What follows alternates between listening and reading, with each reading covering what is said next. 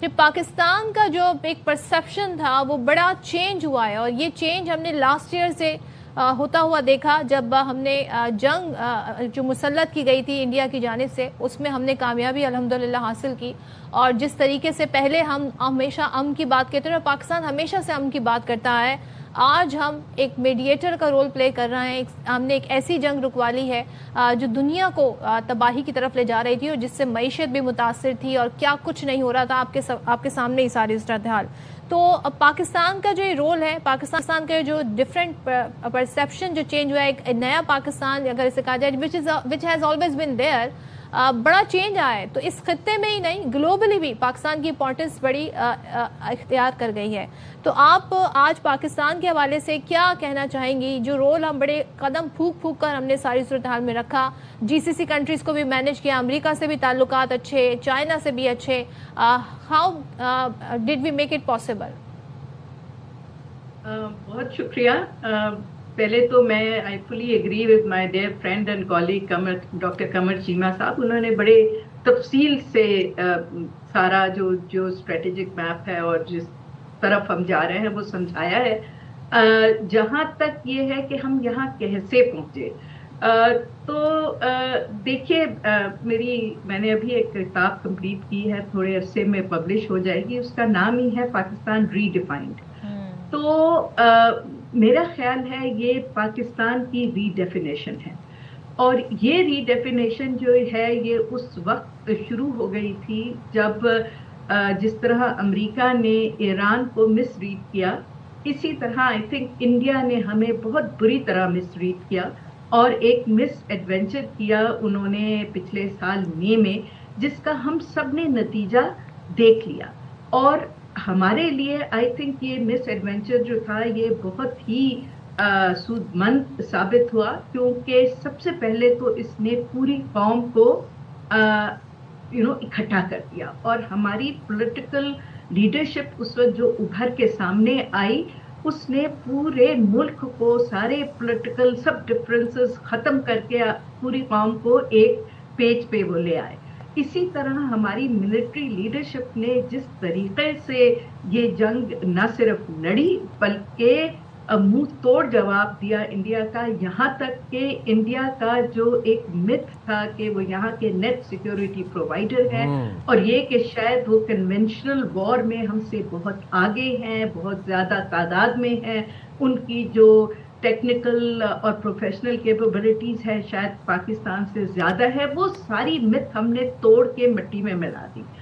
اور اسی طرح ہم نے ڈپلومیٹک فرنٹ پہ بھی جتنا انڈیا کا نیریٹو تھا کہ پاکستان جو ہے وہ انسٹیبل ہے، وہ ڈیفالٹ کے دہانے پہ ہے، وہ تو ایک اسٹیٹ اسپانسر آف ٹیررزم ہے، اور ان کے ہاں تو فنڈامنٹلزم ہے، اور وہ طالبان کے حامی ہیں، this that and the other, اور بالکل وہاں پہ کوئی انویسٹمنٹ نہیں ہو رہی، کچھ نہیں ہو رہا.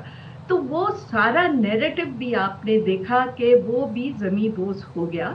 اور پاکستان نے جو اپنی ڈپلومیٹک ٹیم بھیجی، اس نے پوری دنیا کو یہ پاور کروایا کہ ہم ملیٹریلی، ڈپلومیٹکلی، پولیٹیکلی، پروفیشنلی بہت اسٹرانگ مڈل پاور ہے، بہت اسٹرانگ اس خطے کی کیا کہتے ہیں کنٹری ہے. اور وہاں سے آپ دیکھیے کہ نیریٹو چینج ہونا شروع ہوا.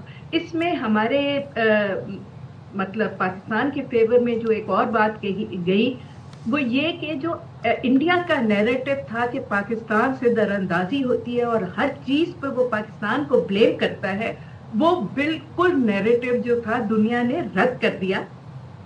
کیونکہ انڈر مودی گورنمنٹ آپ نے دیکھا کہ انہوں نے خود ہی اتنا زیادہ اسٹیٹ اسپانسر ٹیررزم کیا، امریکہ سے لے کے آسٹریلیا تک، کہ لوگوں نے بالکل یہ سمجھ لیا کہ اتنے عرصے سے جو پاکستان کہہ رہا تھا وہ ٹھیک ہے، اور دراصل اس خطے میں جو پرابلم ہے وہ پرابیبلی شاید انڈیا ہے. Having said that, of course وہ امریکہ کا ایک اسٹریٹجک پارٹنر ہے، اس کے بعد بھی انہوں نے بہت زبردست اپنا ایک ملٹری ایگریمنٹ کر لیا، لیکن ایز اسٹیٹ انڈیا کا نیریٹو اگینسٹ پاکستان زیرو ہو گیا. اور وہاں سے دیکھیں یہ ٹرن آنا شروع ہوا. اسی طرح جب ہم بہت ہی فرملی کھڑے ہوئے غزہ کے ایشو پہ بھی، اور خاص طور پہ ایران پہ جب حملہ ہوا تو ہم بالکل ایران کے ساتھ کھڑے تھے. تو اس سے خطے میں بھی ہمارا امپریشن جو ہے اور ہماری ویلیو جو ہے بہت بڑھ گئی. اور ایران نے آپ نے دیکھا کہ کس بھرپور طریقے سے اس وقت پاکستان کا شکریہ ادا کیا. اور اس جنگ میں بھی آپ دیکھیں، یہ جنگ ہونے سے پہلے ہی 1 مہینے پہلے سے جب سے یہ ہو رہا تھا کہ جی یہ حملہ کریں گے اور وہ اپنے یہ ایئر کرافٹ کیریئرز جو ہیں وہ بھیجنا شروع ہو گئے تھے گلف کی طرف، تو اس وقت سے چاہے وہ ہمارے فیلڈ مارشل ہوں یا پرائم منسٹر یا اسحاق ڈار صاحب، تینوں ملٹری، پولیٹیکل اور ڈپلومیٹک فرنٹ پہ پاکستان بہت ہیکٹک ایفرٹس کر رہا تھا کہ کسی بھی طرح یہ جنگ جو ہے وہ شروع نہ ہو. ٹھیک ہے نغمہ صاحبہ، if you allow me to put a question. تب بھی ہم نے بھرپور اپنا کردار ادا کیا.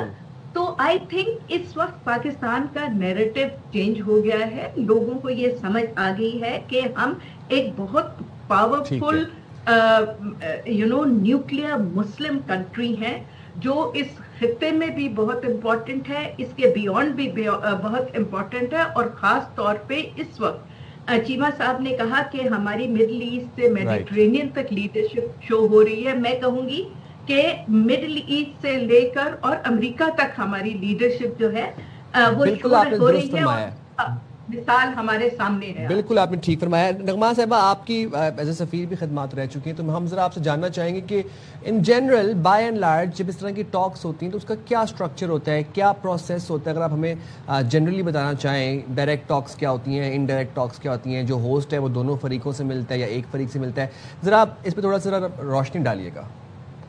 دیکھیے، جب اس طرح کے کمپلیکیٹڈ ایشو ہوتے ہیں تو وہ ٹاکس جو آج ہو رہی ہیں اس سے پہلے بہت زیادہ محنت، بہت زیادہ کام، بہت زیادہ ڈپلومیسی، شٹل ڈپلومیسی، ٹیلی فون ڈپلومیسی، اور آج کل تو واٹس ایپ ڈپلومیسی بھی جو ہے وہ گامزن ہوتی ہے. جیسے میں نے عرض کیا تھا کہ اس جنگ کو شروع ہونے سے پہلے سے پاکستان جو ہے متحرک تھا، اور جب یہ جنگ شروع ہوگی اس وقت بھی کانسٹنٹلی ہم میسیجنگ کر رہے تھے. ہم ایک دوسرے کو کہہ رہے تھے کہ آپ صبر کا ذرا مظاہرہ کریں. اور اس کے بعد جب 3-4 دن کے بعد یہ پتہ چل گیا امریکہ کو بھی کہ یہ جنگ بہت خطرناک رخ اختیار کر لے گی، تو آپ دیکھیں کہ پہلے کیا ہوا. پہلے وہ اپنا انہوں نے ایک میکسیملسٹ ایک وش لسٹ بھیجی 15 پوائنٹس کی. اب وہ 15 پوائنٹس پوری دنیا کے سامنے تھے، جس میں پاکستان نے وہ لے کے ایران سے بھی بات کی، باقی لوگوں سے بھی بات کی، چین کو بھی کانفیڈنس میں لیا اور امریکہ کو بھی سمجھانے کی کوشش کی کہ جی یہ بہت میکسیملسٹ پوزیشنز ہے اور یہ پوزیشنز پہ آپ آگے نہیں بڑھ سکتے. اس کے بعد آپ نے دیکھا کہ 2 دفعہ ہماری جو مڈل پاورز ہیں ان کی پہلے ایجپٹ میں میٹنگ ہوئی اور پھر اسلام آباد میں میٹنگ ہوئی.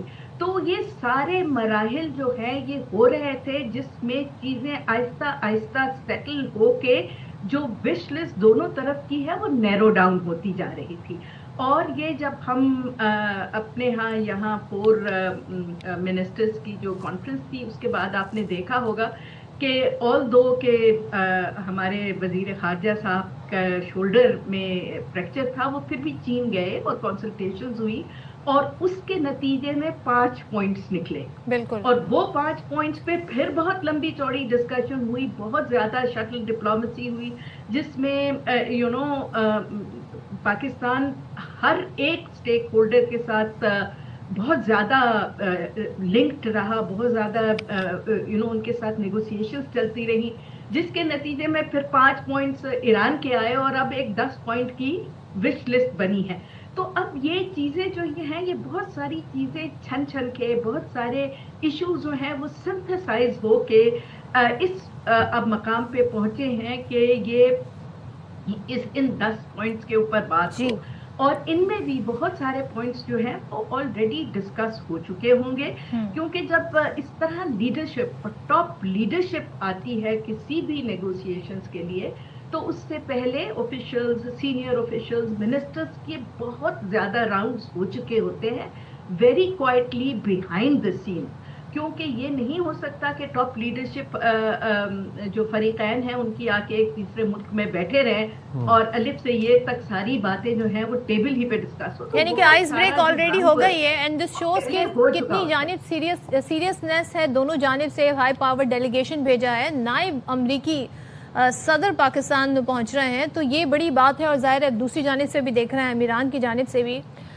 ظاہر ہے یہ تو آنے والا وقت طے کرے گا, فریقین طے کریں گے کہ کس پوائنٹ پہ لچک دکھائی جا سکتی ہے, کس پہ مزید بات کی جا سکتی ہے. پاسبل آؤٹ کم کی اگر ہم بات کریں تو نگمانہ صاحبہ جب اس طرح کی ٹاکس ہوتی ہیں تو ظاہر ہے بہت سارے راؤنڈز ہوتے ہیں, ایک دن کافی نہیں ہوتا. آپ کو کیا لگتا ہے آج جو مذاکرات ہونے ہیں پاسبلٹی کیا ہے, کیا یہ مزید ایکسٹینڈ ہو سکتے ہیں؟ یہ جو سیز فائر ہے یہ بھی آگے ایکسٹینڈ ہو سکتا ہے, یا آپ کو لگتا ہے کہ جتنی تیزی سے صورتحال چینج ہوئی ہے کوئی نتیجہ خیز رزلٹ بھی نکل سکتا ہے؟ دیکھیے اس میں اس پوائنٹ پہ تو ہم صرف کنجیکچر کر سکتے ہیں, خاص طور پہ اس لیے کہ ہم اب گورنمنٹ کا حصہ نہیں ہے. So we not part of those negotiations. بہت ساری باتیں ہیں جو ہمیں جن کا علم نہیں ہے. تو کنجیکچر تو یہی ہو سکتا ہے کہ دیکھیں نتھنگ از امپاسبل. یہ بھی ہو سکتا ہے کہ جی شام کو جو کوئی ڈیکلیریشن آئے یا جو بریفنگ ہو اس میں پتہ چلے کہ جی تمام معاملات جو ہے وہ سلجھ گئے ہیں اور ان پہ اتفاق ہو گیا ہے. یہ بھی ہو سکتا ہے کہ جو بیسک پوائنٹس ہیں جو چیزیں آسان تھی وہ ہو جائیں اور کچھ ایک آدھ پوائنٹس پہ پھر کہیں کہ جی سیکنڈ راؤنڈ ہوگا یا تھرڈ راؤنڈ ہوگا. یہ بھی ہو سکتا ہے کہ جو 2-3 بہت کنٹینشس ایشوز ہیں, فار ایگزامپل اسٹریٹ آف ہرموز کا معاملہ ہے تو اس میں ایک پوزیشن یہ ہے کہ آپ اس کو انٹرنیشنل واٹرز ڈکلیئر کر دیں اور بالکل سب کچھ فری کر دیں. دوسرا ایران کا ہے کہ یہ ہمارا ٹیریٹوریل واٹر ہے جو کہ لیگلی ہے بھی ان کا ٹیریٹوریل واٹر, کیونکہ 24 ناٹیکل مائلز تک جو سمندر ہوتا ہے یا واٹر وے ہوتا ہے اس پہ اس کنٹری کا فل اختیار ہوتا ہے.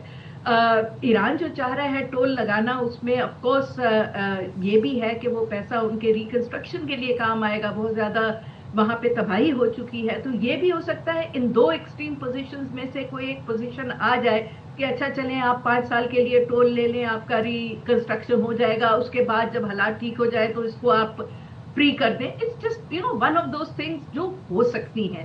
اسی طرح نیوکلیئر کا ہے کہ وہ ہو جائے کہ جی ٹھیک ہے آلریڈی آئے ہی ہے کہ آپ انسپیکشنز کے انڈر صحیح ہے ہیں اور آپ کا جو ایران کا تو پوزیشن بہت کلیئر ہے, وہ تو نیوکلیئر ویپنز بنانے ہی نہیں چاہ رہا کہ وہ دوبارہ ایک دفعہ ڈکلیئر کر دے کہ جی ہم تو پہلے بھی کہہ رہے ہیں اور اب بھی کہہ رہے ہیں کہ ہم نے نیوکلیئر ویپنز نہیں بنانی, لیکن NPT کے اندر ہمیں پیسفل نیوکلیئر یوزرز کا ہمارا حق ہے وہ ہمیں کرنے دیا جائے.